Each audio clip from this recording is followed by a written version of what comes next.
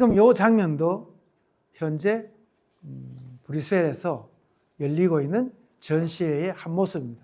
여기 한 분은 AI로 이번에 이야기하는 것을 장면을 되살렸습니다. 제가 보니까 이거 AI로 하면요, 이게 진실과 가짜를 구별을 못할 것 같아요. 지금 제일 앞에 있는 황교안 선생이 지금 사진은 저렇지만요, 현장에서 보면 정말 직접 말씀하시는 것을 찍은 것 같아요.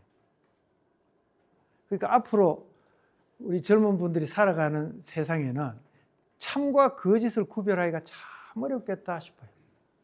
안 그래도 가짜 뉴스가 막 쓸고 있는 이 처음에 이 AI의 그 성능, 이것이 오늘날 AI는 아무것도 아닐 것 아니에요. 그래서 조금 있으면 저 대신에 AI의 강의가 더 훨씬 더 좋게 평가될 것 같다, 이런 생각을 해봅니다. 지금 이 지도는 글자가 전혀 보이질 않을 겁니다. 유럽에 우리 한국 유학생들이나 노동자, 그리고 그 외교관들이 활동했던 지역들의 특성을 보여주고 있습니다. 런던이나 파리, 그리고 벨기움, 그 다음에 네덜란드, 헤이그 쭉 해서 이탈리아까지 우리 스위스랜드 영역도 있겠고요. 그래서 유럽 지역에서는 주로 세계의 열강들이 모이는 국제연맹에 우리의 문제를 올려서 이야기하는, 우리 문제를 전달하고, 그리고 전쟁이 끝날 때 우리를 독립시켜 달라고 하는 끊임없는 호소를 하는 이런 영역입니다. 그런데 생각해 보면 그게 무슨 힘이 있겠어요 하지만, 그러나 그분들은 누가 밥값도 주지 않는데 수십 년 동안 버텨내는 겁니다. 참 눈물겨운 이야기들입니다. 자, 그러면서 오늘 또 한 인물을 봅니다. 조소왕이라는 분입니다. 조소왕이라는 분은 일본에 유학을 했고 임시정부를 처음 만들 때부터 크게 기여했던 인물입니다. 1887년생이니까 여러분들이 아시는 독립선언서 중에 만주에서 나온 독립선언서는 이분이 기초한 겁니다. 1919년 2월이라고 적혀 있는데, 그거보다도 2년 앞에 앞서 보았던 대동단결선언, 그것도 기초한 분이 이분입니다. 1917년에 더욱 뛰어넘어서 1945년 대한민국 임시정부가 황국할 때, 그때도 외무부장입니다.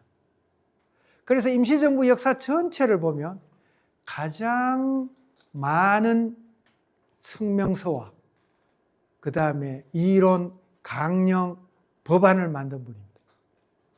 그런데 이분을 우리가 잘 모르는 가장 큰 이유는 6.25 때 납북되었기 때문입니다. 우리가 여기서 잘 모르는 분은 납북된 경우가 많다, 그렇게 보시면 됩니다.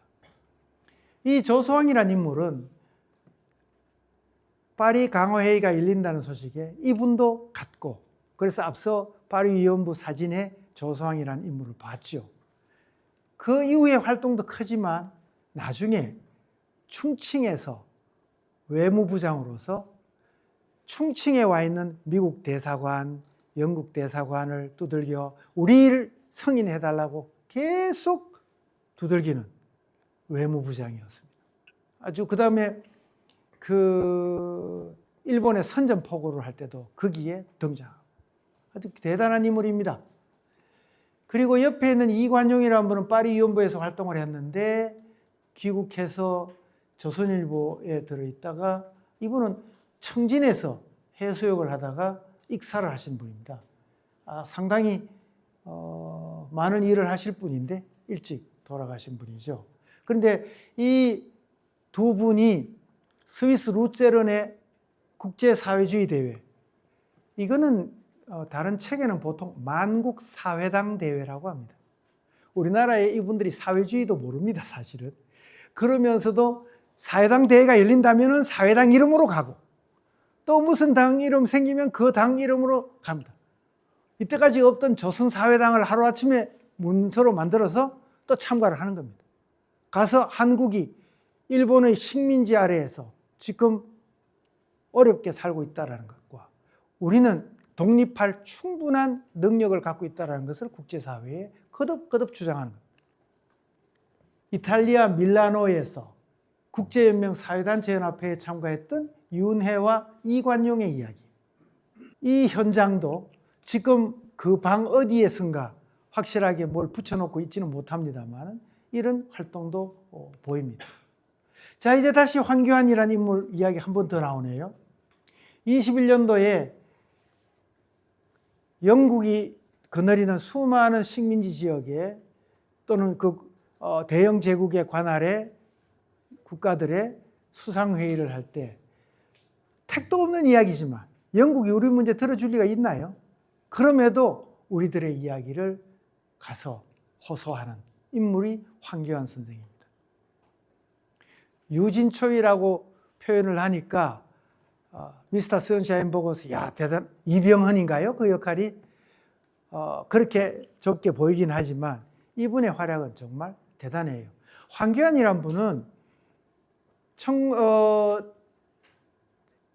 미국에서 1904년에 하와이로 노동이민을 간 분이에요. 노동이민을 가서 미국에서 10대를 성장을 하고서는 1차 세계대전이 터져서 미군이 처음으로 유럽으로 갈 때 이분은 자원해서 유럽 전선에 들어간 겁니다. 그리고 유럽 전선에서 종전을 맞은 거예요.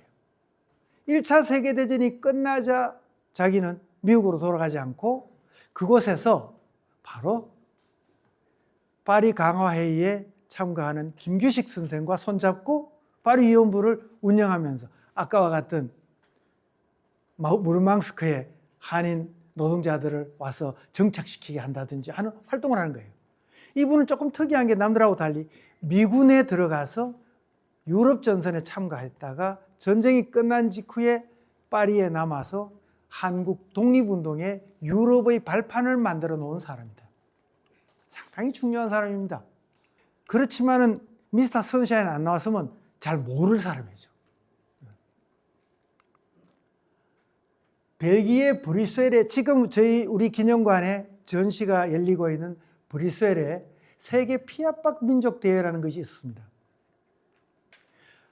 오늘 이 자리에 어렵게 또 모처럼 와주신 70대 연세 드신 죄송합니다. 저도 70이 넘었는데 연세 드신 분들은 저 성함들을 다 이해하실 것 같습니다. 젊은 사람들은 전혀 이해를 못할 거고요.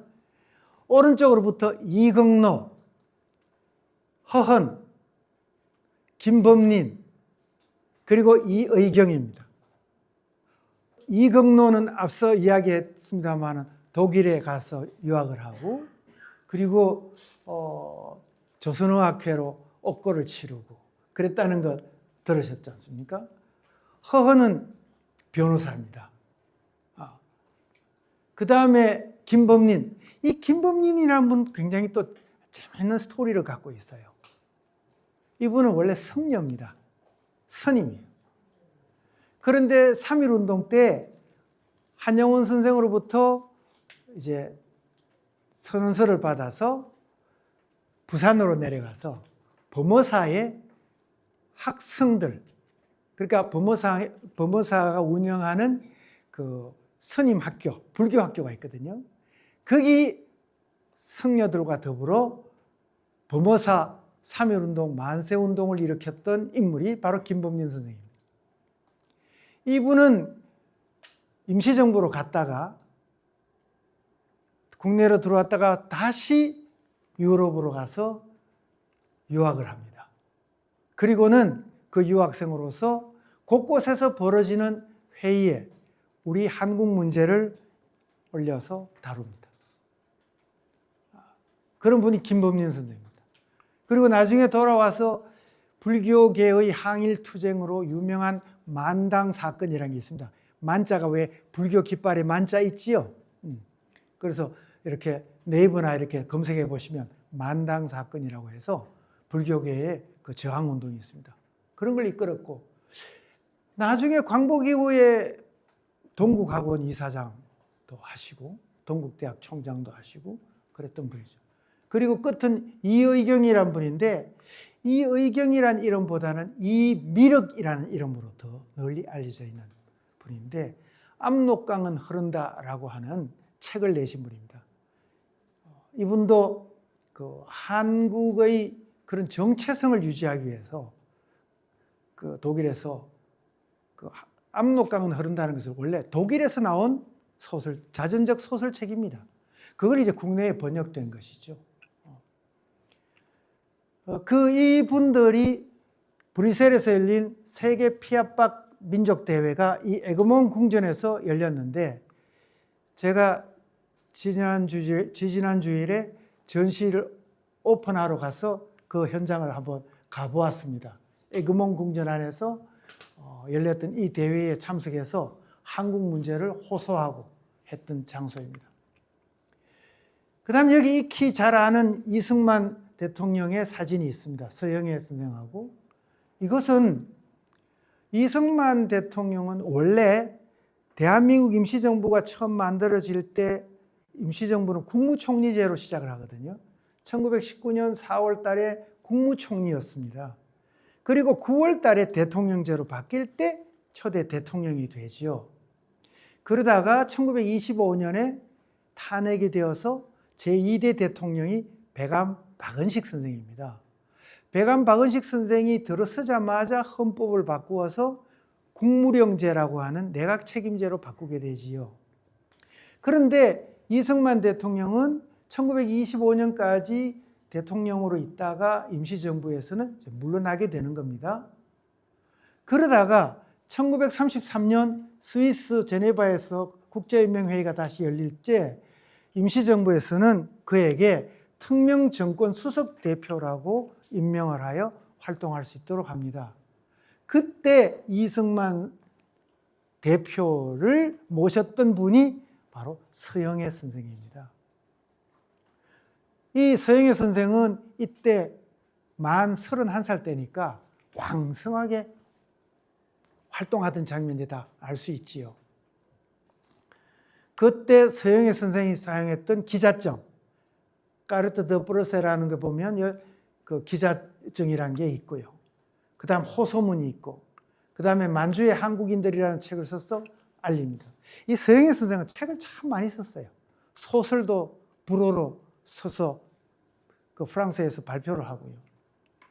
그 다음 또 하나는 만국평화회의가 브뤼셀에서 열릴 때, 이거는 글자가 쉬워서 그냥 한번 읽어볼까요? 한민이란 잡지는 대한민국 임시정부의 여당, 유일 여당이 한국독립당이라는 게 30년에 상해에서 만들어지는데, 그 한국독립당이 쭉 가다가 한국국민당으로 여당이 이름이 바뀌었다가 다시 충칭에 가면 또 한국독립당이 됩니다. 한국국민당 시절, 다시 말해서 남경에서 저 충칭 가기 사이 거무렵에 쓰였던 한국국민당의 잡지에 만국평화대회에 아국 대표 서영애 씨 출석, 파리의 고려통신에 의하건대 우리 임시정부 외교특파원 서영애 씨는 9월 3일부터 6일까지 벨지엄국 서울인 브뤼셀에서 열린 만국평화대회에 참석하였는데, 전 세계의 평화에 반이 되는 동양평화는 오직 한국의 독립에 있는 것을 설파하고 역설하고 이런 내용들이 이제 쭉 있습니다. 이제 이 브뤼셀에 중일 전쟁이 나고 난 뒤에 이 문제를 다루기 위하여 구국 공약회 9개 나라의 공약회가 열립니다. 거기에 보고서입니다. 이 구국 공약회에 참석해서 어떻게 했다라는 이야기입니다. 구국 공약회, 여기 조금은 재밌는 게, 이런 그 위험한 시국을 눈앞에 두고 브뤼셀 회의를 소집한 동기를 보아서는 우리로서는 활동할 만한 기회라고 보이겠습니다만은, 그러나 근래에 보면 국제회의나 국련회의, 국제연맹회 회의까지도 이 형식에 지나지 않고 사실은 개회 전에 이미 파리에서 그 대강이 작정이 됩니다. 이번에도 꼴보아 하니까 특별하게 좋은 성과가 나오기는 어렵겠습니다. 그렇지만 열심히 노력했습니다 하는 이야기들을 파리 대한민국 임시정부 주 유럽 외교특파원 서영회 해서 보고서입니다. 제가 오른쪽에 보이는 사진을 소개를 하겠습니다. 이 사진은 경교장 이름 들어보셨죠? 보시죠. 경교장. 경교라는 다리가 있었어요. 서대문 바로 바깥에 경교라는 다리가 있어서 이 집 이름을 경교장이라고 했지요. 그 우리 용사들이 여기 영천시장 내려가면 유명한 식당, 이거 선전하는 것 같아요. 석교식당이라고 있어요. 석교식당. 그게 돌다리란 뜻이죠. 석교라는 것은 이 안산에서 내려가는 하천이 요 독립문 쭉 내려가면서 한번 이렇게 꺾였다가 그 꺾이는 곳에 돌다리가 있었어요. 석교. 그게 석교예요. 임시정부 요인들이, 국무위원들이 환국을 해서 1진이 들어오고 2진이 들어와서 1945년 12월에 처음으로 1, 2진이 모여서 찍은 국무위원들 사진입니다. 처음 백범 선생 같은 분도 처음 임시정부에 도착할 때는 40대 젊은 나이였어요. 그런데 돌아올 때는 벌써 70이 다 넘어서 돌아옵니다. 제 나이가 지금 백범 선생 나이하고 비슷하니까. 그리고 앞에 이시영 선생.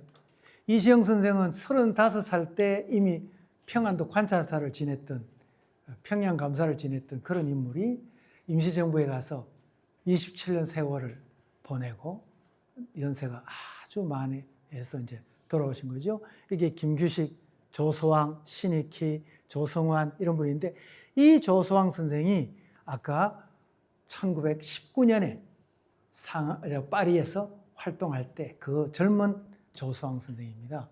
그리고 그 외무부장으로서 호주 총리가 외무부장에 보낸 답변 서한도 있고, 폴란드 대사 대리가 조소왕 선생한테 보낸 서한도 있고, 이런 서한들이 왜 있느냐? 계속해서 우리를 승인해 달라고 보낸 그런 서한에 대한 답변이지요. 그 다음에 서영회 선생의 이야기는 이게 못다한 이야기라고 하는 게 뭐냐면, 서영회 선생은 이분이 언제 돌아가신지 지금 모릅니다. 무슨 이야기냐면, 국내로 왔다가 다시 중국으로 가서 중국 공산당의 시대를 맞이한 뒤로는 이분의 행적을 지금 찾을 수가 없어요. 그런데 이제 서영회 선생이 그 자료들은 집안에 남겨놓아서 우리 대중들에게 알려지게 된 것도 얼마 전입니다. 경교장에서 찍은 백범 선생과 서영회 선생의 모습입니다. 자, 뒤늦은 기환. 그래서 근래에 우리 정부는 해외에 있는 독립유공자들의 유해를 가능하면 모셔오려고 애를 쓰고 있습니다. 지금 제가 정확한 숫자는 모르지만 한 150분 정도 모셔온 것 같습니다. 그 가운데 홍재하 선생은 아까 무르망스크에서 편지를 보내갖고 파리 위원부 쪽으로 우리 동포들을 구원해 주소서 하고 글을 보냈던 인물인데, 그렇게 황교안 선생의 노력으로 이제 슈이프에 왔던 분이죠. 이 황교안 선생의 뉴욕 묘비입니다. 아까 이야기했지만 글자가 작아서 안 보이시겠죠? 황교안 지묘라고 해서 오른쪽에 조그맣게 대한인 국명을 쓰고 있습니다. 대한인. 그 다음에 민국 5년 4월 13일 날 영묘 이렇게 적혀 있는데 모셔왔고요. 그 다음에 이미륵 선생의, 이의경 선생의 유해도 모셔왔습니다. 그래서 가능하면 이름 없이 그 멀리 타국에 묻혀 있는 분들을 하나만 모셔와서 역사를 복원시켜 보겠다 하는 것이 우리들의 정책입니다. 자, 사실 오늘 이제 제가 유럽에서 펼친 우리 한국 사람들의 독립운동 이야기를 쭉 진행을 하면서 제가 처음에 말씀드렸습니다만 이분들이 어떤 무기를 들고 수류탄을 들고 투쟁을 하거나 또 어떤 밀정을 암살한다거나 그런 폭력적이거나 또는 투쟁적인 그런 모습을 보였다기보다는 상당히 오랜 기간 꾸준하게 한국의 문제를 국제사회에 알리고 우리들의 독립의 당위성을 이야기하고 그런 노력을 했죠. 그런데 몇 번 이야기했지만 그분들에게는 평소 생활할 수 있는 직업이 없습니다. 특별하게. 끊임없이 한 푼, 두 푼 우리 동포들이 모금을 해서 또는 임시정부에서 자금을 보내기도 하지만 실제로는 그는 현지에서 생활비를 벌어가면서 나라를 되찾는 일에 자기를 던진 겁니다. 내가 월급 받고도 일 안 하는 사람 천지인 사회에서 그것하고 관계없이 오로지 나라를 찾는 일에 자기를 다 던져버린 사람들이죠. 이분들을 기억하지 않으면 사실 우리들의 미래는 없다는 말이죠. 그래서 제가 늘 생각하는 구호가 나라사랑, 이젠 우리 차례입니다. 이분들의 이야기를 우리가 이제는 이어나갈 차례다. 이런 이야기가 되겠습니다. 그래서 지금 이 장면은 이제 이번에 전시를 개막하면서 이 연주하는 팀은 유럽의 각지에서 나뉘어져서 활동하고 있는 개별 연주자들이 자원해서 모여서 기념 연주도 해주었고 여기 벨기에의 대사님께서 직접 참석해서 축사도 해주시고 참석자들의 70%가 외국인이었습니다. 그래서 상당히 벨기에 브뤼셀이라는 곳이 유럽연합이 있는 유럽연합의 본부고 나토의 사령부가 있기도 하고 상당히 그래서 국제적인 연계성이 강한 곳입니다. 또 우리들의 독립운동의 그 유적지가 있기도 하고 그래서 다음에 혹시 가보시면 이 브뤼셀도 좋은 곳이 된다. 그리고 다음번 제 강의는 9월 달에 임시의정원이 주제가 됩니다. 지금 현재 1층에 있는 특별전시는 광복군에서 국군으로 이렇게 되어 있습니다. 정확하게 표현하면 국군의 중추가 된 광복군 백인. 이미 둘러보신 용사들도 많겠습니다만 국군의 주역이 어디에서 왔는가? 그럴 때 국군의 주역이 된 광복군 백인의 이야기, 김홍일 장군이든 또 최영덕 장군이든 그 많은 인물, 그 육군사관학교 교장, 해군사관학교 교장,空군사관학교 교장 이런 인물들 해서 전시를 하고 있는데 이번 8월 15일부터는 국회는 어디서 왔는가? 대한민국 국회는 어디서 왔는가? 바로 대한민국 임시의정원에서 국회로 오더라. 그 내용을 갖고 9월 달에 강의를 하도록 하겠습니다.